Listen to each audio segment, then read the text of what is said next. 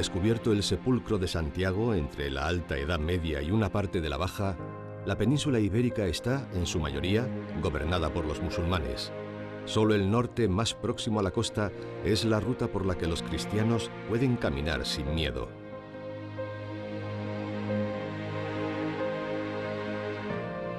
El Camino del Norte fue durante mucho tiempo el gran protagonista del peregrinaje, pero según fue avanzando la Reconquista y las tierras y caminos, ciudades y pueblos eran conquistadas por los reyes cristianos, fue cediendo poco a poco su protagonismo.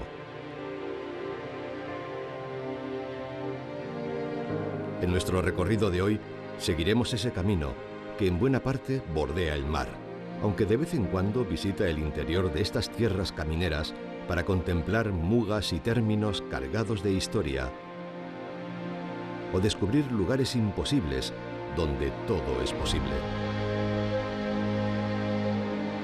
Hondarribia, la ciudad amurallada que fue la llave para entrar en Castilla. Pequeños grandes puertos patria de hombres que vencen a diario un mar respetable. Islas de cine. Guernica, la villa cuya tragedia lloró todo el mundo.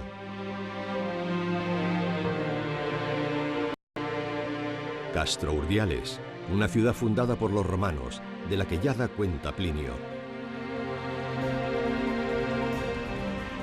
Una santillana del mar que, sin mar, custodia la Capilla Sixtina del arte rupestre.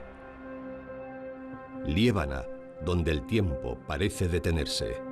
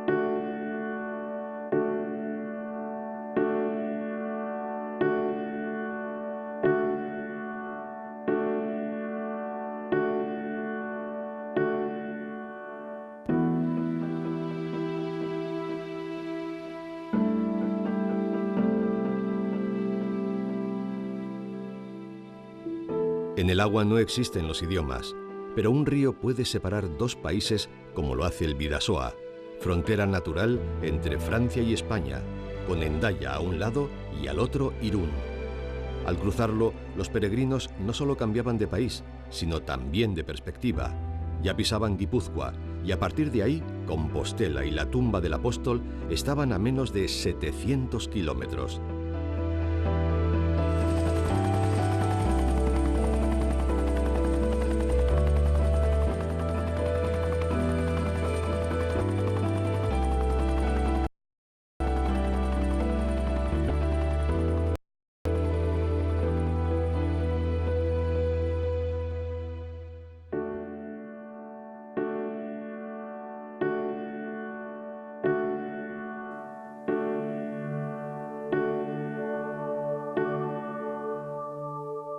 Para que no haya duda sobre el carácter de la ruta, hay que apresurarse a decir que el puente internacional se llama de Santiago. Nada más entrar en Irún, encontramos la enorme iglesia de Nuestra Señora del Juncal y la ermita del mismo nombre, en la que sobrevive una virgen negra que en realidad nunca lo fue, y la leyenda cuenta que apareció sin saber cómo ni de dónde entre los juncos del Bidasoa.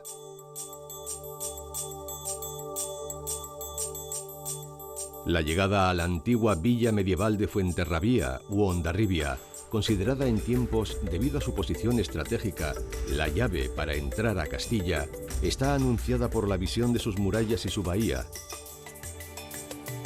También por la silueta del Palacio de Carlos V, hoy Parador Nacional.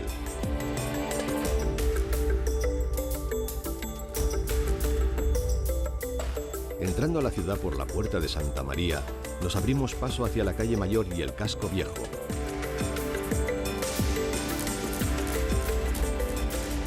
El autor de Nuestra Señora de París, Víctor Hugo, visitó la ciudad durante su exilio y dejó constancia de sus andanzas y viajes por la zona en su libro Los Pirineos, donde la describe como un pueblo de oros con campanario agudo al fondo de un golfo azul.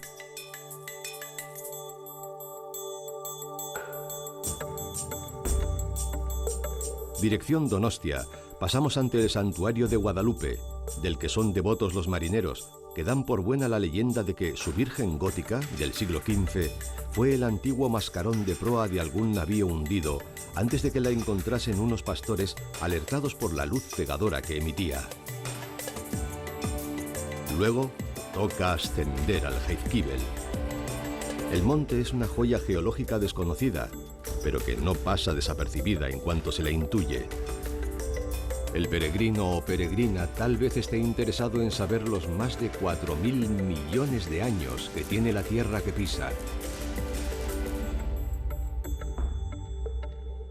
En la bahía Pasaitarra, creada por el mar y rodeada de montañas, se cuentan historias legendarias de marineros vascos y peregrinos de toda Europa.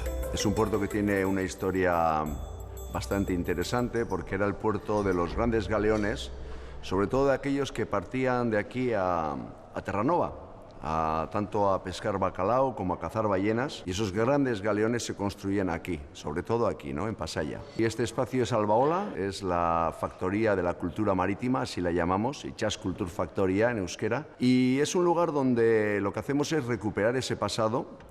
Por aquí pasa el camino de Santiago, el de la costa, que estuvo abandonado durante mucho tiempo y se ha recuperado.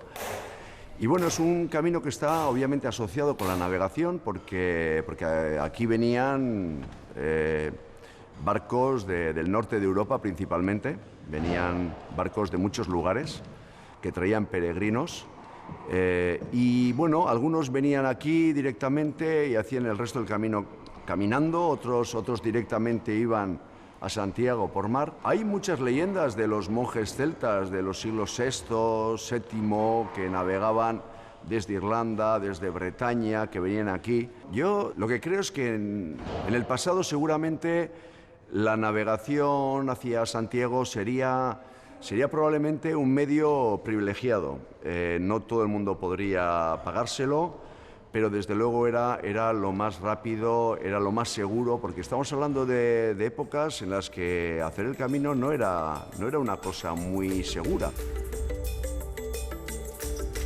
Un auténtico fiordo es este escenario por el que el Cantábrico penetra hasta Pasajes de San Juan, o Pasaia Don Ivane, del que el propio Víctor Hugo dejó un retrato soberbio. Es este un lugar magnífico y encantador, como todo cuanto tiene el doble carácter de la alegría y de la grandeza. Este rincón es uno de los más bellos que yo haya visto. Y sin duda inspirador, puesto que aquí escribió una buena parte de su obra maestra, Los Miserables. Pasajes siempre supo acoger a los peregrinos que hasta aquí llegaban por tierra o por mar. ¿Cómo nació todo esto? Bueno, pues esto fue ocupado por la organización de ocupas. Se alojaron los ocupas y el cura del pueblo, difunto Perico Zapirain, me comentó: oye, Satur, ahora que está cogiendo fuerza el camino ese del norte, ¿qué te parece que montaríamos ahí? Hablamos con el ayuntamiento y montamos un albergue. Bueno, y así fue. Y aquí nos pusimos allá por 2009, abriendo desde marzo a octubre y recibiendo con todo agrado a peregrinos. Antes, en la antigüedad, en la Edad Media, se llamaba Hospital a la Hospitalidad. Se les da hospitalidad. ¿Qué es dar hospitalidad? Es recogerlo, darle un abrazo y darle lo que hay en casa. Hospitalidad. Y este tiene el nombre de Hospital de Peregrinos. Hay una anécdota pequeñita. Cuando esto abrimos y la gente del pueblo leía hospital y me decía: Satur, ¿pero qué tenéis ahí arriba? ¿Enfermeras, médicos, cirujanos? Si en los siglos XVI y XVII era obligado para el peregrino tomar un batel para cruzar la bahía, hoy la travesía es un regalo que permite sentir la brisa marina en el rostro y contemplar cómo las escarpadas laderas del Jaizkibel y el Uría abrazan el mar. Aquí se ha modernizado todo, pero el paso es el paso. El camino seguirá siendo siempre el camino. Les hace ilusión porque pasan en barco por primera vez y me parece que no hay otra etapa con barco hasta San Vicente de la Barquera. Entonces me piden a ver si les puedo sellar la compostelana, pero no tenemos matasellos de eso. Solo son 100 metros, pero es curioso.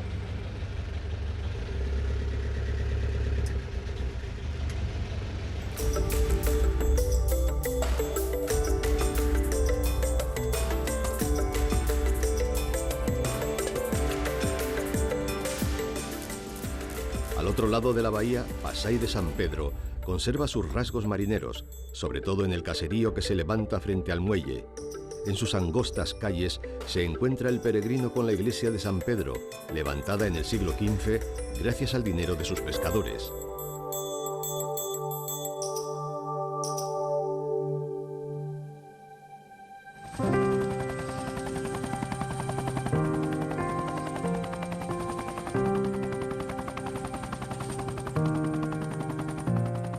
Una entrada esplendorosa en San Sebastián es la que puede hacerse por el monte Ulia, con la capital ya a la vista, en un arco panorámico que va de la isla de Santa Clara al Casco Viejo y el monte Urgull.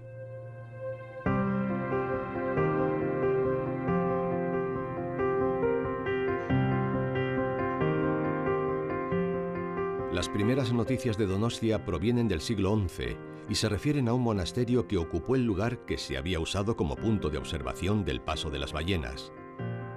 El nombre a la ciudad se lo dieron los peregrinos que se alojaban en un hostal que hubo a orillas del río Urumea, junto a la antigua muralla que protegía la vieja Puebla y que siglos más tarde fue destruida. No olvidemos que San Sebastián, además de mártir en Roma, era el patrón de los viajeros. El poeta Gabriel Celaya, que nació aquí, la define: esta ciudad abierta, puramente ideada. Esta ciudad no dada, sencillamente humana. Esta ciudad que siempre se quiso sin murallas y que todo lo acepta y es bella para nada. Hay mucho que ver en San Sebastián, desde sus célebres playas urbanas hasta la Basílica de Santa María del siglo XVIII, donde se encuentra la patrona de la ciudad, la Virgen del Coro. La mezcla de lo antiguo y lo contemporáneo la evidencian las sedes del ayuntamiento, inaugurado como casino en el año 1887, y del espacio museístico del Cursal, obra del arquitecto Santiago Moneo. Y por supuesto es casi obligado acercarse a dos de las esculturas más celebradas de nuestro país: la construcción vacía de Oteiza en el Paseo Nuevo y el Peine de los Vientos de Eduardo Chillida.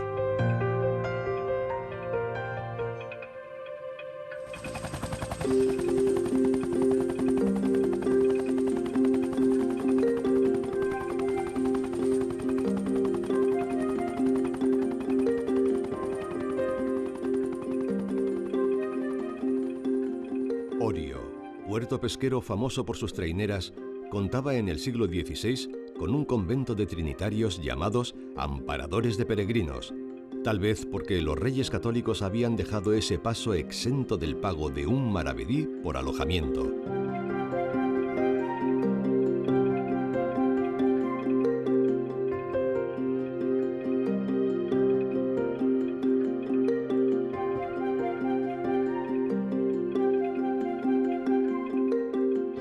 Muy cerca, Zarautz. Antiguo pueblo de pescadores de ballenas, la localidad conserva varios edificios medievales, así como algunas de las villas de veraneo que le dieron fama.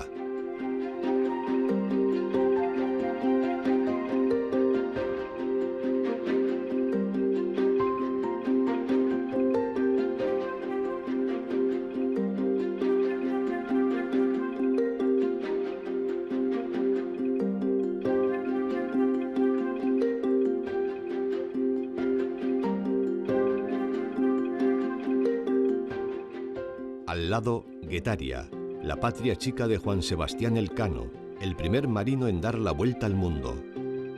Y de Cristóbal Valenciaga, que revolucionó la moda del siglo XX.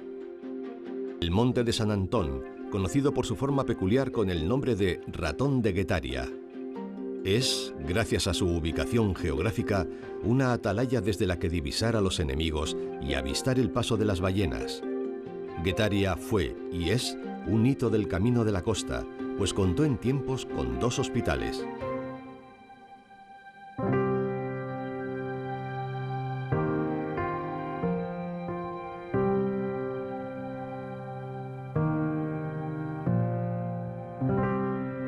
Poco más allá está otra hermosa villa fortificada, Zumaya.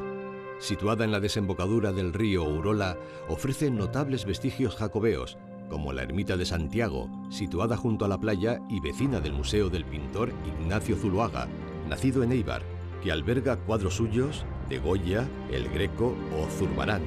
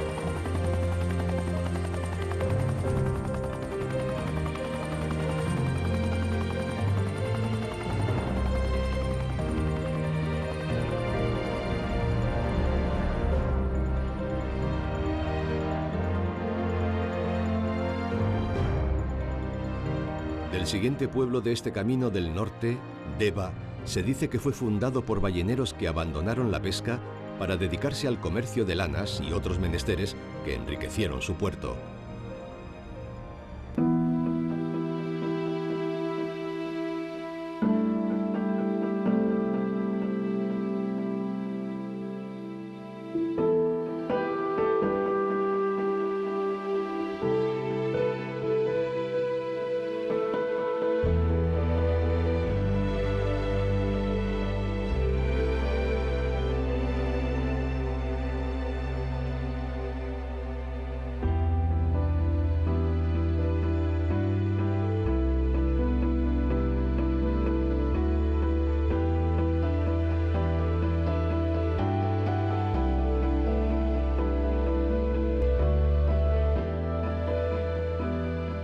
Siguiendo la línea del mar, alcanzamos Mutriku.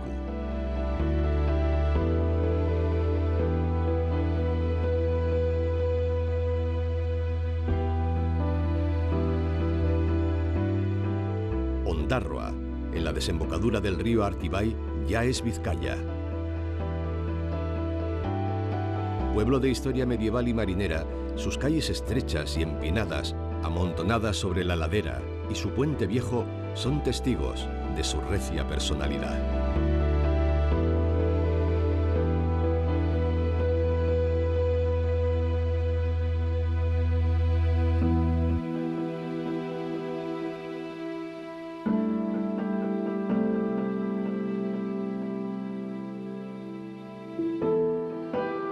Es el momento de abandonar momentáneamente la costa y movernos hacia el interior, en dirección a Guernica.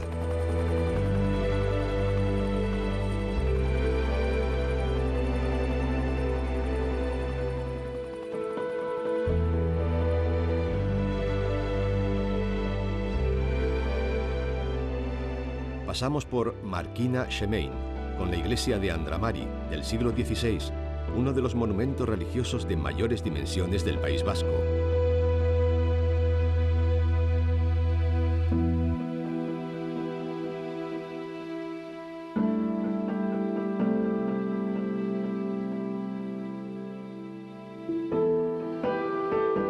Y la Puebla de Bolívar, al pie del monte Oitz, que fue la cuna de los antepasados de Simón Bolívar. En la colegiata de Cenarruza se fundó un hospital de peregrinos en el cercano 1836. Abandonada durante años, hoy es monumento nacional del País Vasco y monasterio cisterciense, que conservando el espíritu del pasado, se ha abierto como nueva posada para los peregrinos.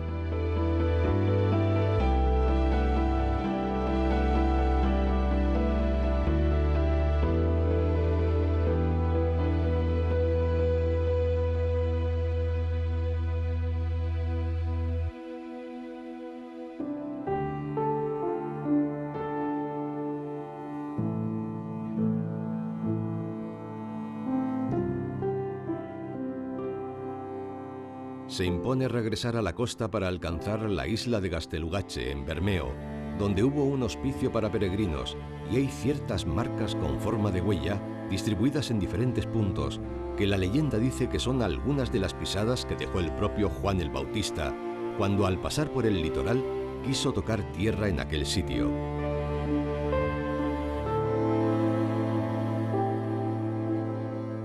Dispuestos a ascender la complicada escalera que lleva hasta ella, conoceremos la ermita en homenaje al degollado, que algunos estudios datan incluso en el siglo IX y que guarda varios exvotos de marinos salvados de algún naufragio y una vieja tradición. Quien logre completar la zigzagueante escalada con sus 241 peldaños y toque hasta 3 veces la campana, podrá pedir un deseo que le será concedido y logrará ahuyentar de sí a los malos espíritus.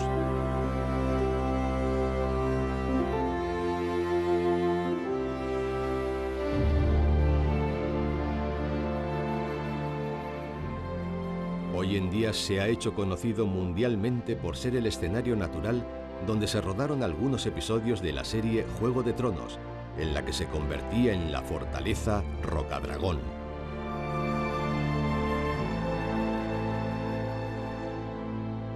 Bermeo es un pueblo de singular personalidad.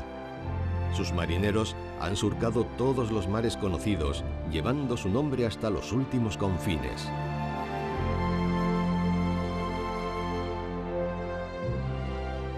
El río Oca, nacido en el cercano monte Oitz, regala en su desembocadura a Mundaka una zona de amplias marismas y un estuario con extensos arenales. La UNESCO declaró la zona Reserva de la Biosfera, entre otros motivos por ser un lugar en el que las aves que huyen del frío del norte de Europa se refugian y descansan antes de volar hacia el cálido sur.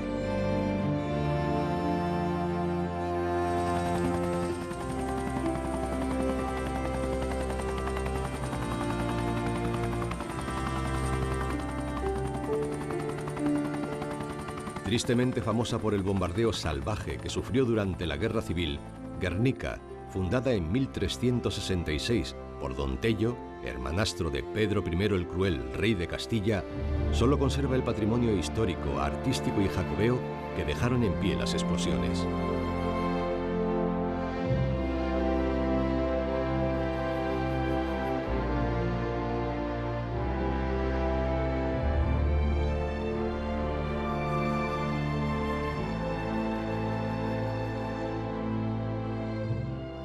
Y 2 piezas de gran calibre escultórico. El Monumento a la Paz, obra de Eduardo Chillida,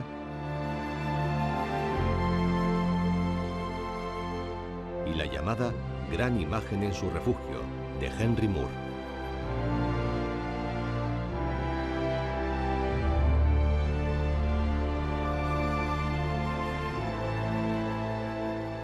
Y por supuesto, resulta obligado ver el roble a cuya sombra firmó Fernando el Católico los fueros de Vizcaya.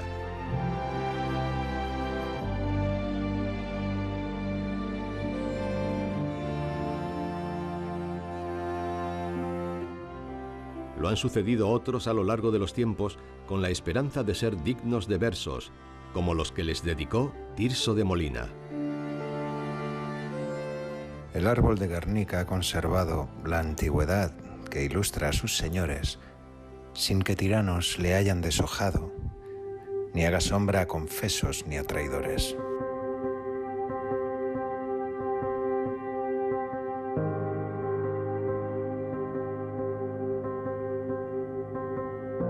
Tras alcanzar Derio y el monte Archanda, entramos en Bilbao, que antes de ser una ciudad era un sitio donde se rendía culto al apóstol Santiago, a orillas del río Nervión.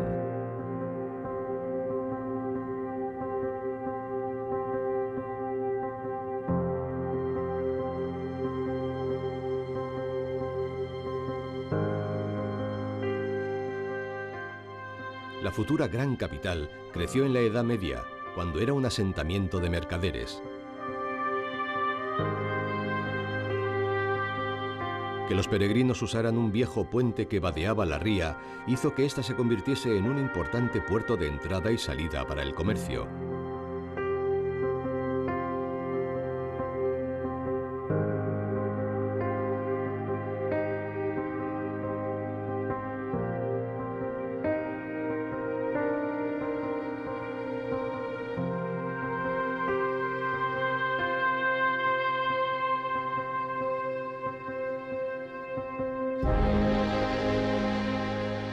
El núcleo urbano creció a partir de la margen izquierda. Comerciantes, agricultores y marineros vieron surgir los primeros edificios y las primeras calles.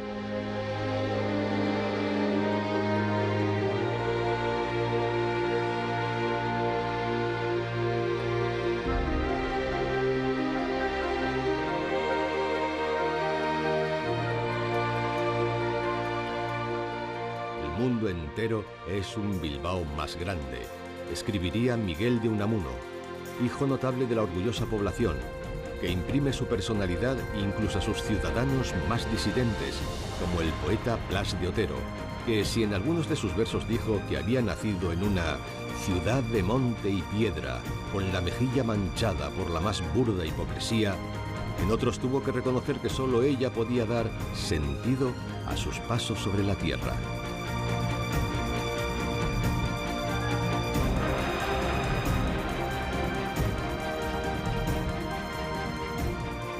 Bilbao hoy es una ciudad abierta, luminosa, cuando lo permite la lluvia,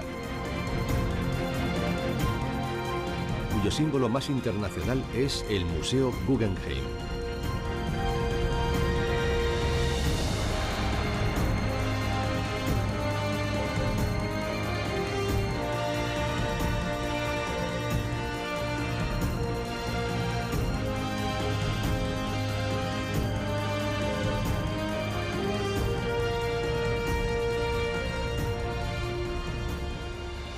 Baracaldo, en la margen izquierda del Camino del Mar, es parte de lo que se llama el Gran Bilbao.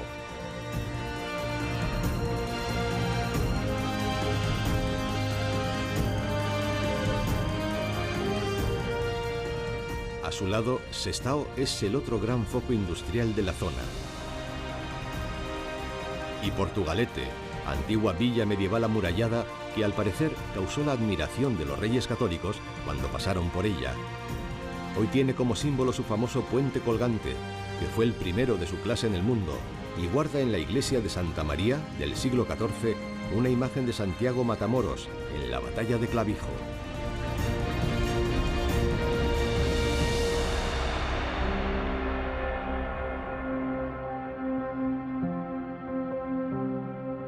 Pasado Santurce, salimos del País Vasco por Muskiz, Ciérvana y Somorrostro, que abren el camino hacia Cantabria.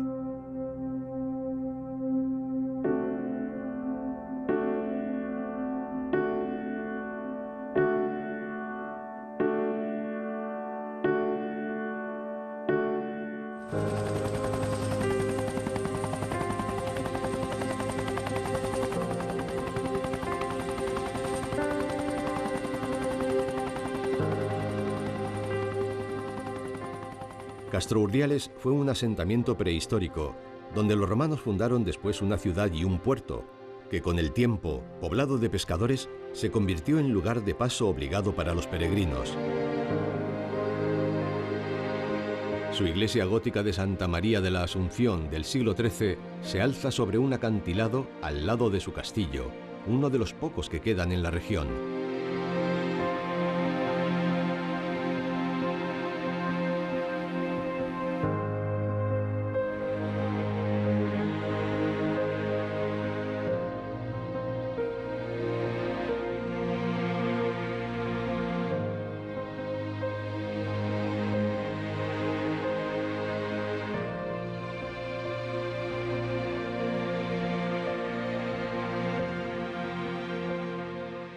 Los antiguos caminantes se acercaban desde aquí a Islares y cruzaban en barca la ría de Oriñón para llegar a Laredo, que fue un importante punto de entrada para los peregrinos, llegando a contar con 3 hospitales para atenderlos cuando desembarcaban en su bullicioso puerto, el mismo del que zarpó hacia Flandes para casarse Juana de Castilla, la presuntamente loca, hija de los reyes católicos, y al que arribó su hijo, el emperador Carlos V, camino de su retiro en Yuste, 6 décadas más tarde. Su llegada se celebra cada año.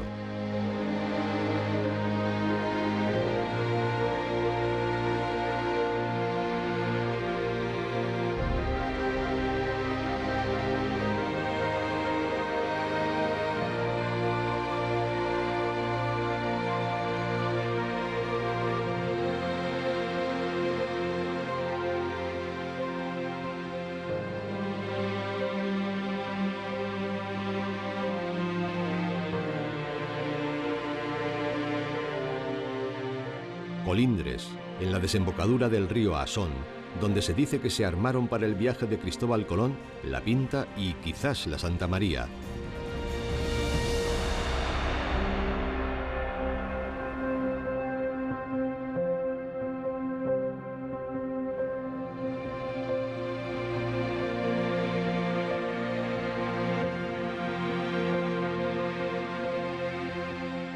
En una colina cubierta por un encinar se encuentra el monasterio franciscano de Monteano, que parece mirarse en la distancia con el de Santa María del Puerto, ya en Santoña.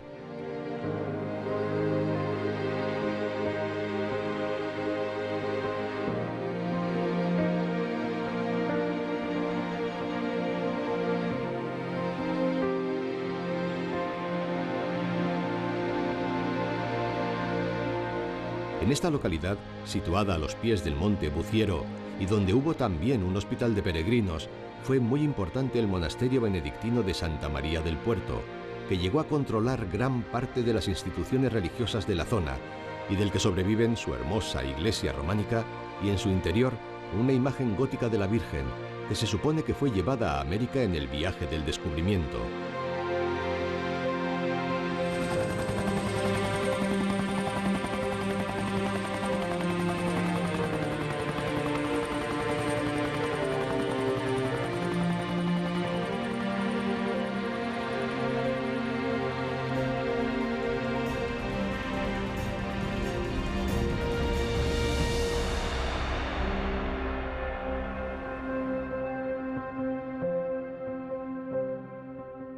Pasados Escalante, Noja y el Cabo y Faro de Ajo,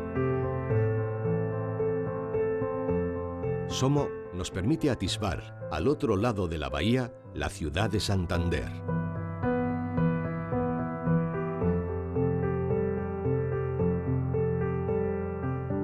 La capital muestra inmediatamente al recién llegado sus tesoros: el Palacio de la Magdalena,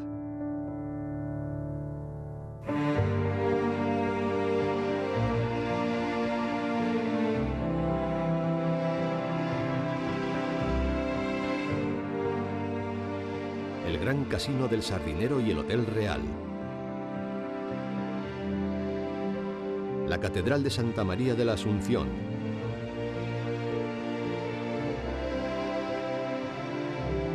el Paseo de Pereda, Puerto Chico,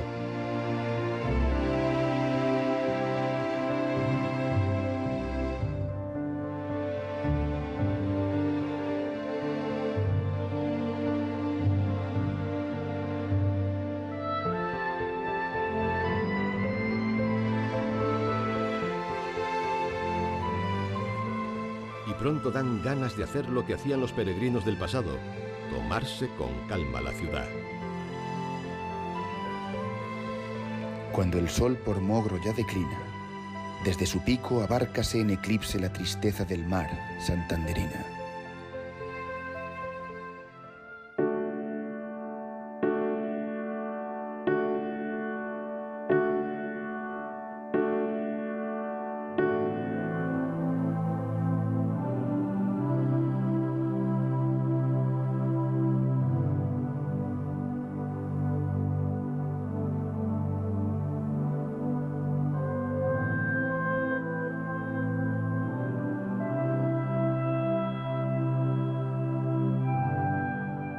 Yo soy trabajador social y tengo un cometido muy concreto en la prisión del Dueso. Formo parte de la Junta de Tratamiento y hago mis labores ahí de informes y de trabajo social y tal.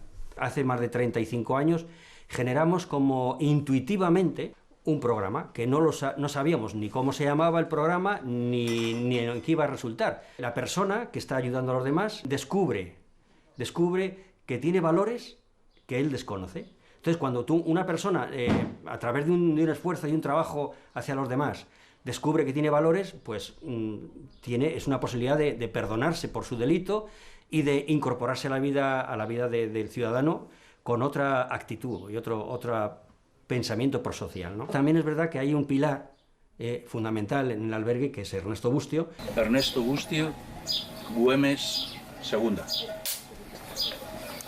Cuando te vas de vacaciones, llevas el coche abarrotado, que no te cabe nada más, dices, bueno, y te vas a hacer 800 kilómetros con una mochila, con 4 cosas, y todavía a menudo dices, si esto me sobra, y esto también, y esto también. Quiere decir que es un poco un despertar a una sociedad de consumo que nos está manipulando ferozmente, que no tenemos suficiente con nada, sino que hay que ir alimentando cada vez más necesidades y nunca estamos satisfechos. Lo que pasa, una cosa es saberlo, diríamos teóricamente, y otra cosa es experimentarla. Y el caminante, cuando camina, experimenta esa verdad, que no me hace falta tanto calzado ni tanto vestido, sino lo más elemental para llegar a Santiago, para llegar al final del camino de la vida, que es la muerte. ¿Quién es Ernesto? Pues Ernesto es fundamentalmente un cura obrero. Ernesto es un viajero antiguo. Ernesto es alguien que viene después de ese gran viaje por Latinoamérica con el Land Rover ese que tiene 700.000 kilómetros, 4 continentes, ha ido hasta Senegal, ha trabajado en las minas de oro de Venezuela. Él regresa aquí hasta casa y él comienza poco a poco a hacer un pequeño lugar de encuentro de jóvenes. Luego entramos en contacto con el Camino de Santiago. Estos son los míos, dice, ¿no? Estos son los caminantes. Yo he viajado por todo el mundo, me han ofrecido las casas, me han ofrecido comida donde no la tenían, donde tal, se han quitado de dormir en una cama para dármela a mí. Sigue siendo cura de 2 parroquias y es un personaje que para mí ha vivido 3 vidas en una.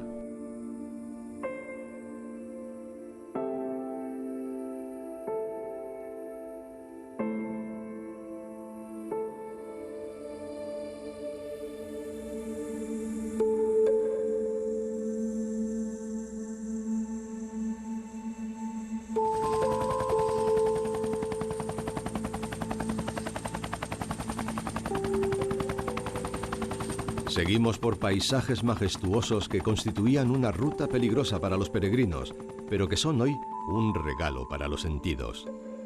Lo que confirma la llegada a Santillana del Mar.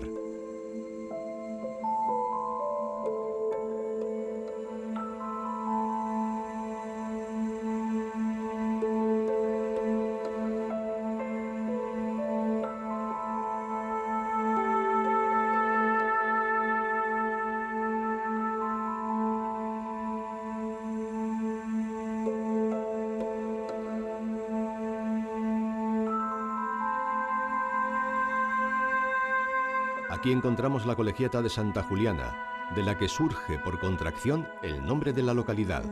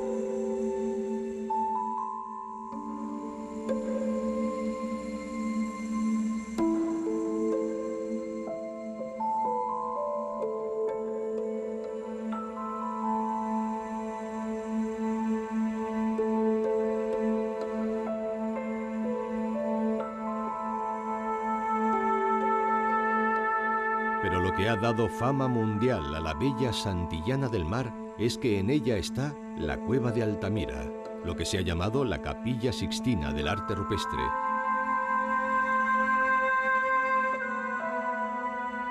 Se ha abierto en un museo una réplica exacta que da una idea muy aproximada del sitio real, en el que, como dice una vez más el poeta Diego, sentimos que estamos rodeando una fábula de escudos, Santillana sin mar. Los horizontes sueñan aún manadas de bisontes, y los siglos de Dios duran desnudos.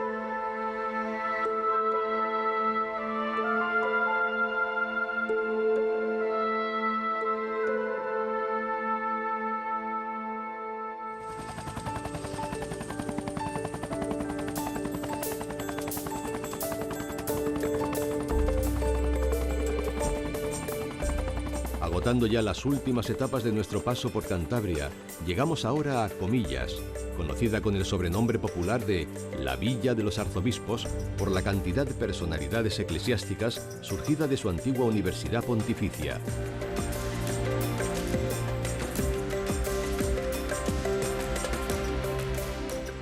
Entre sus maravillas están la Plaza Vieja, la iglesia parroquial y la Villa Quijano, conocida como El Capricho, un edificio modernista proyectado por el arquitecto Antonio Gaudí y construido entre 1883 y 1885.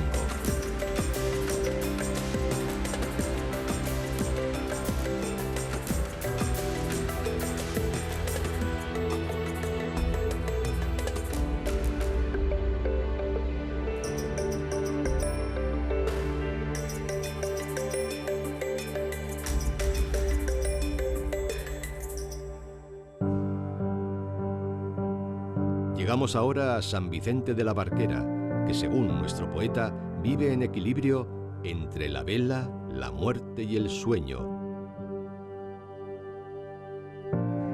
Para visitar el santuario de Nuestra Señora, cerca de la entrada al puerto, y el sugestivo casco histórico que se concentra en un risco bajo el cual se extiende la villa marinera.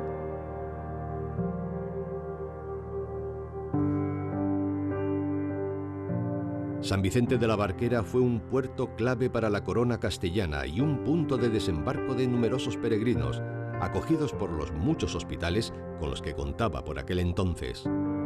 Tras reponerse de la fatiga y curar sus enfermedades, partían hacia Asturias. Antes de imitarlos, nosotros vamos a desviarnos hacia las montañas para disfrutar de otro lugar extraordinario.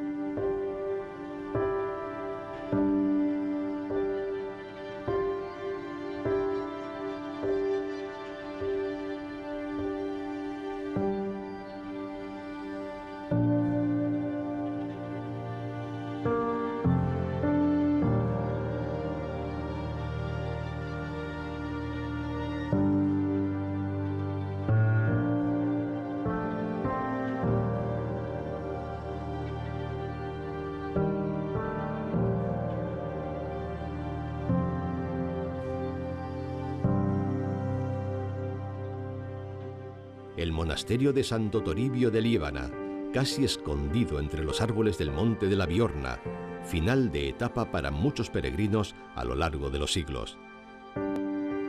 Hasta este apartado rincón de la Liébana habían llegado en el siglo VI, según algunas fuentes desde Toledo y según otras desde algún lugar de Andalucía, unos cuantos monjes que deseaban vivir entregados a la oración y la vida comunitaria bajo la guía de un abad, hoy conocido como Santo Toribio de Palencia. Un siglo más tarde, uno de los frailes benedictinos, del que no se conoce el nombre y al que le hemos dado el de Beato de Liébana, escribe los Comentarios del Apocalipsis, un auténtico fenómeno difundido por toda Europa, donde analizaba el hermético texto de San Juan, que a la vez convertía casi en una novela de aventuras donde el Salvador vencía a la bestia y Jesucristo resucitaba para derrotar al mal. Su otro gran éxito fue el O Dei Verbum, con el que se oponía con uñas y dientes a las teorías del arzobispo de Toledo.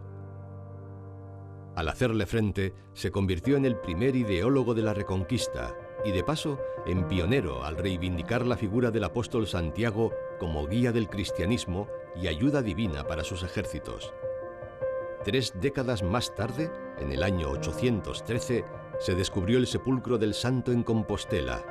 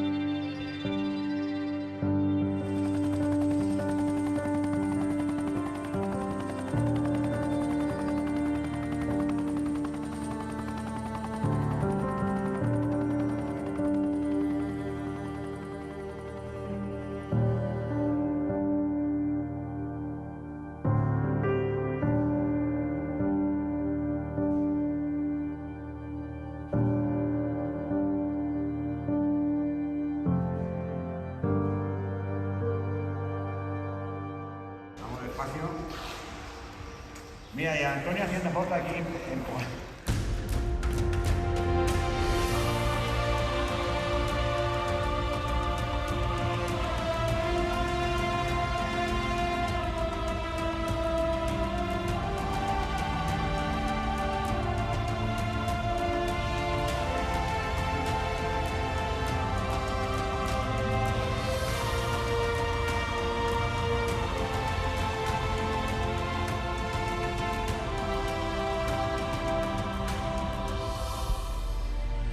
El camino nos ha traído hasta el reino encantado de los picos de Europa.